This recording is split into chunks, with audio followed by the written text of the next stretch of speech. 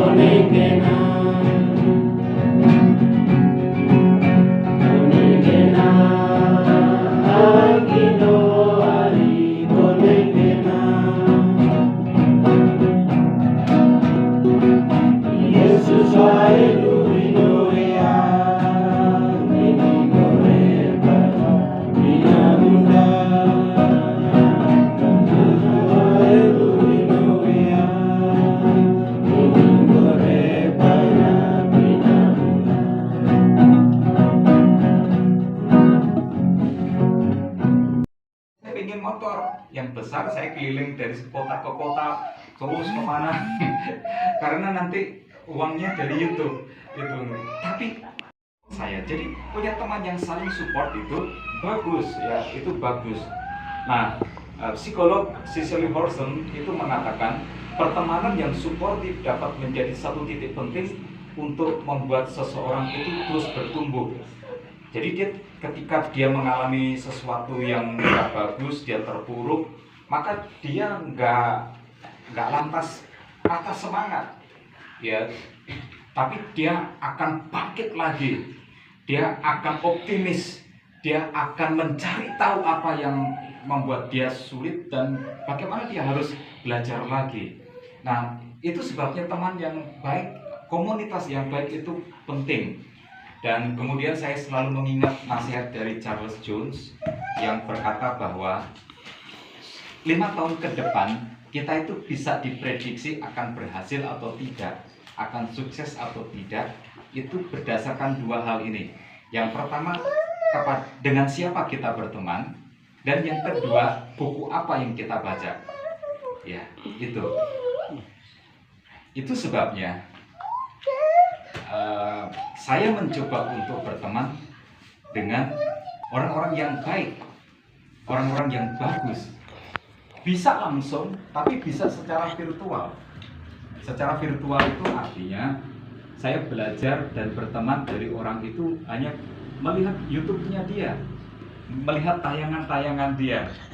Dan saya puji Tuhan untuk yang kedua kalinya, kemarin ada seseorang ya, dia pengacara, lawyer, dia seorang Muslim sebenarnya, dan dia politik,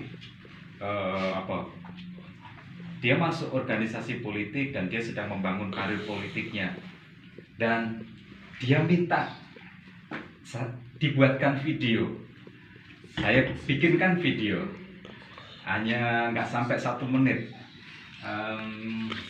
Terus dia ucapkan begini, terima kasih untuk, dan saya disebut sebagai motivator. Jadi saya berhasil membranding diri saya sendiri sebagai motivator. Itu karena saya berteman dengan motivator. Saya belajar dari mereka. Saya diinspirasi oleh mereka. Saya menjadi terpengaruh oleh mereka. Nah, itu pentingnya teman. Ya, itu pentingnya teman. Sehingga perhatikan baik-baik ya, dengan siapa kita berteman itu bisa diprediksikan 5 tahun ke depan kita akan menjadi seperti apa. Dan buku yang kita baca itu sebabnya bertemanlah juga dengan buku-buku yang baik. Nah, begini, saya suka dengan beberapa ungkapan ini tentang pentingnya berteman. Ada orang yang bilang begini, kalau kita berteman dengan 4 orang sukses, kita akan menjadi orang yang kelima. Betul? Kalau kita berteman dengan 4 orang penggosip, kita akan menjadi yang kelima. Kita kalau berteman dengan orang yang sedih, 4 orang yang sedih, kita akan menjadi yang kelima.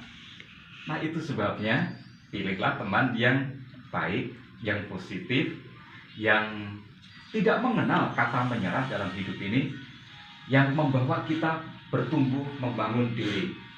Nah, itu sebabnya Mazmur pasal 1 ayat 1 tadi mengingatkan, jangan bergaul dengan orang fasik, jangan duduk bersama dengan orang yang berdosa atau berdiri bersama dengan orang dosa, dan jangan duduk dengan orang yang suka mencemooh, karena nanti kita akan dicemooh, karena nanti kita akan dijadikan korban kedosaan mereka. Iya, ya seperti yang saya pernah bercerita bahwa banyak kerugian yang saya alami itu berasal dari pertemanan saya yang gak pas dengan orang-orang yang gak pas, sehingga mempercayai orang yang salah, lalu kemudian banyak kerugian yang diakibatkan. Tapi puji Tuhan, Tuhan memberkati, mengganti semua yang hilang itu. Nah, kaitannya dengan Ikma Pera apa? Begini, Ikma Pera haruslah menjadi komunitas lingkungan yang berdampak positif pada anggotanya, harus menjadi wadah kebersamaan yang membawa kepada kebaikan, yang membawa kepada pertumbuhan, yang memampukan anggotanya untuk bisa melewati masa-masa sulit mereka. Saya suka dengan istilah atau semboyan STT Baptis yang ada di Papua. Bukan Taurat itu siang dan malam. Saya pada waktu aktif di STT,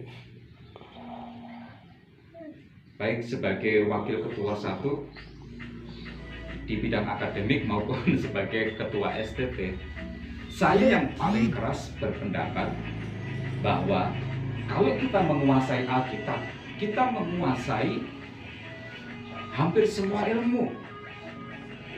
Bangsa Israel merebut tanah Kanaan itu kan tidak terjadinya begitu saja. Memang ada Tuhan yang menyertai, ada Tuhan yang berjanji, ada Tuhan yang menampilkan diri sebagai panglima bala tentara surgawi. Tetapi Yosua mengirim mata-mata. Dan pada waktu mata-mata itu sampai di sana dan menginap di rumah seorang pelacur yang bernama Rahab, itu mengajar tentang memilih orang untuk kita bisa berhubungan ketika menyusup ke daerah lawan. Siapa yang bisa, siapa yang nggak bisa. Terus kemudian Rahab itu bercerita tentang orang-orang merasa terteror. Itu berarti ada detasemen teror yang menimbulkan rasa ketakutan yang amat sangat kepada orang-orang di Yeriko itu, sehingga mereka sebagian mentalnya sudah dilumpuhkan sebelum mereka masuk menyerang. Kita belajar apa? Misalnya dari kitab Esther. Strategi politik tingkat tinggi.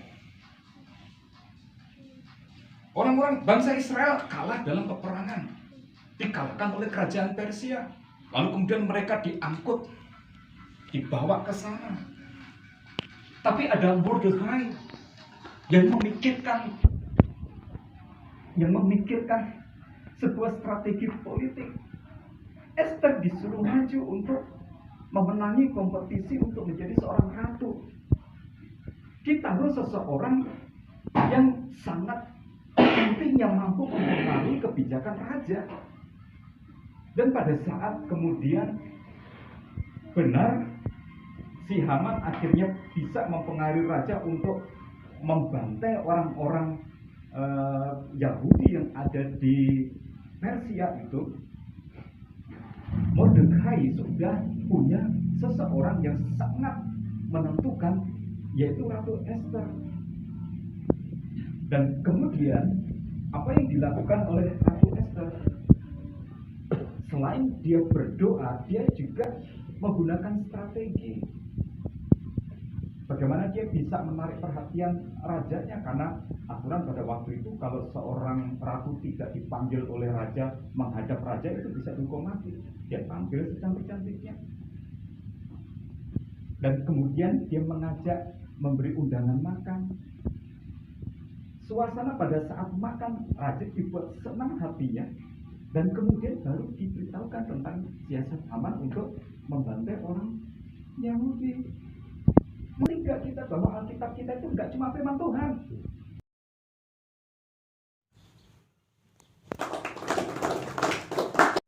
Waktu yang diberikan kepada saya. Halo. Puji nama Tuhan. Sebelumnya kita panjatkan segala puji dan syukur kepada Tuhan yang Maha Kuasa atas kasih dan anugerahnya, sehingga kita bisa dapat berkumpul di tempat ini untuk merayakan dan mensyukuri hari ulang tahun Mapera Bogor yang ke-7.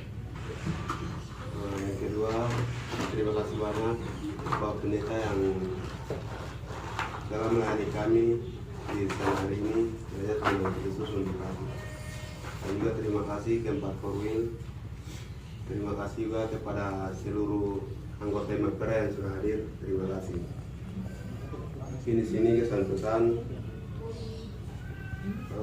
saya sekali lagi mengucapkan terima kasih banyak kepada bidang kerohanian yang telah menyelenggarakan acara HUT Mapera Bogor.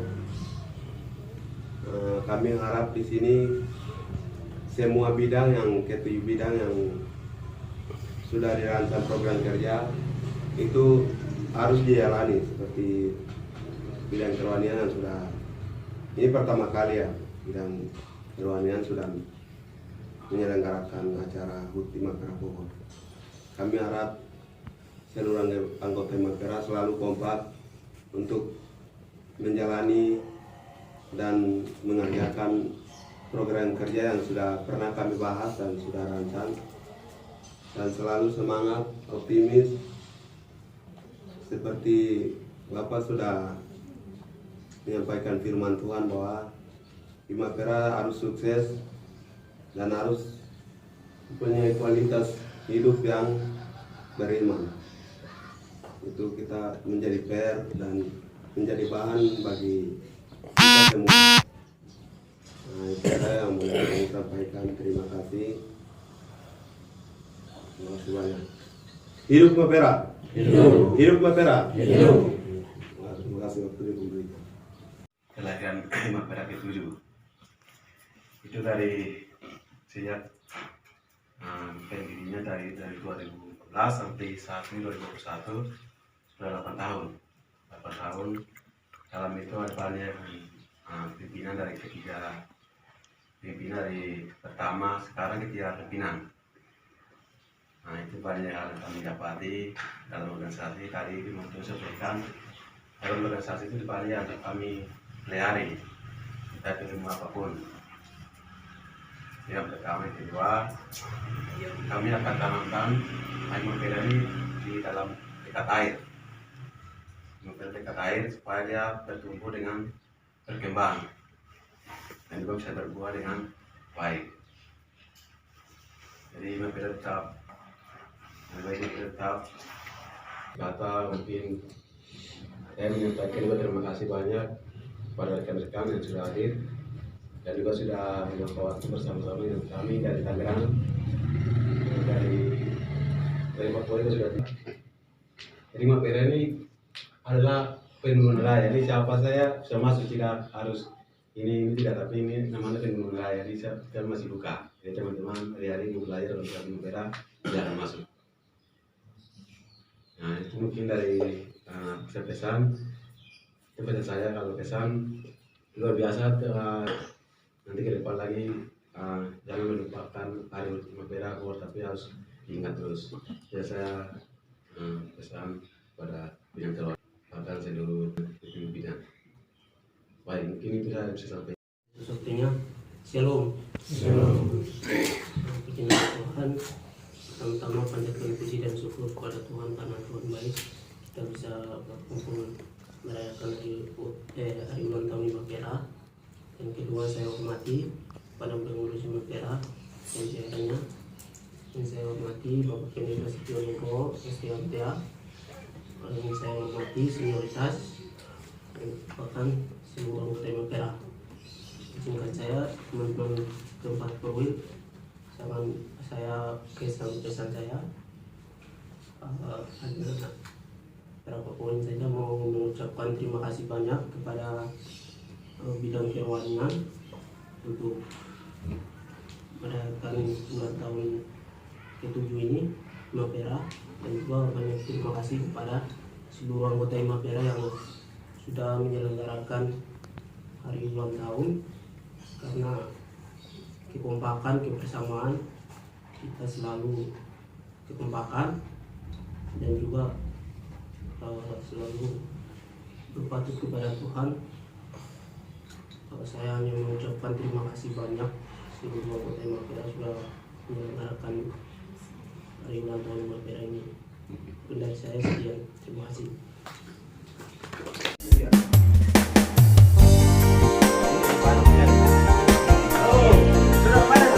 Video tidak?